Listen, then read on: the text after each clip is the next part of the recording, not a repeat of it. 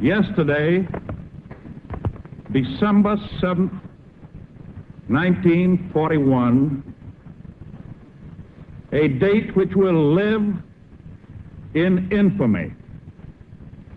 The United States of America was suddenly and deliberately attacked by naval and air forces of the Empire of Japan. This is Kate Phipps here with Clark Pleasant News, and I'm here with Phil Klinger, survivor of Pearl Harbor. So, how old were you when you joined?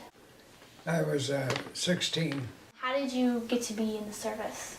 Well, I thought about what was going on at that time in 41, the summer of 41, and it looked like we were going to be in the war. And I thought, well, I would rather sit out the war someplace where it was better than over in Europe. Yeah. So when I went to Fort Ben Harrison here in Indianapolis to sign up, they offered me 3 places that fit that category: Panama, Hawaii, and the Philippines.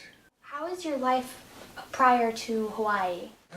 Grew up on a general farm in Ohio. Take us through that day. What happened in your mind? You mean in, Like, what were you thinking when it happened?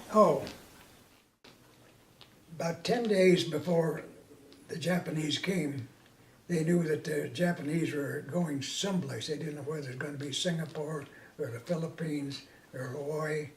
So we were all prepared to go to our positions to get ready for them to come. So that was 10 days before Pearl Harbor. And so we were issued live ammunition, took away our white hats we had for marching, took away our white spats we had for dress uniform for drilling, and went out to the field, and we just went on like normal, as if just waiting. And then Sunday morning, I came up from the mess hall and I heard some boom, boom. And looked down towards Honolulu, about 20 miles away, and there's black smoke rolling. Boy, oh boy. And it wasn't too much after that, I saw a Japanese plane come in and strafed our barracks and so forth. We're going for Wheeler Field. That one plane knocked out all the P-40s that were sitting on the Wheeler Field. One plane did that.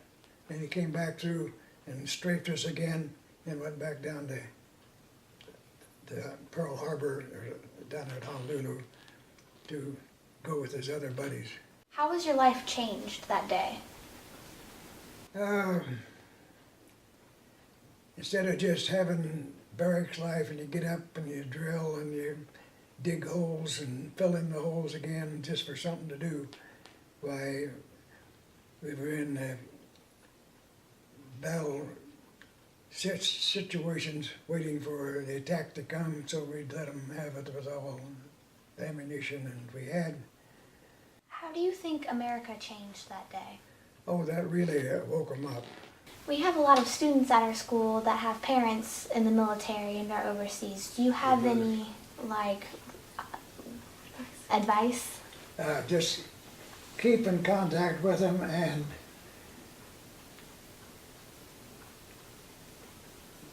remember that they cannot get back to you like they would if they were living in a neighboring town. But as long as they know that somebody cares for them back home, then they can keep on going. But if they figure that nobody cares for them back home, why, they don't have much gumption, they don't do their job. How many veterans are left in Indianapolis or Indiana from Pearl Harbor? Veterans, I have no idea. Somebody else could give it, but as far as for survivors of the Pearl Harbor attack on December the 7th, 1941, there were just 2 of us in Johnson County. lessons do you think America learned about the war? Oh, keep your nose out of things. And you never know what to get to. If you can settle it by peaceful means, by diplomacy, it is so much better than trying to fight. Yeah. Because people get hurt on both sides. Yeah. What does Veterans Day mean to you? Veterans Day is a day that should be remembered for this men and women of the United States that put their life at risk to maintain the type of life that we live here in the United States. To me, you should remember people that have put their life at risk trying to maintain the type of life that we have here in this country at the present time. But we all need to put our best effort forward to make it better for life all over in the United States. It really could be for worldwide, but being here in Indiana or the United States is concentrated on first.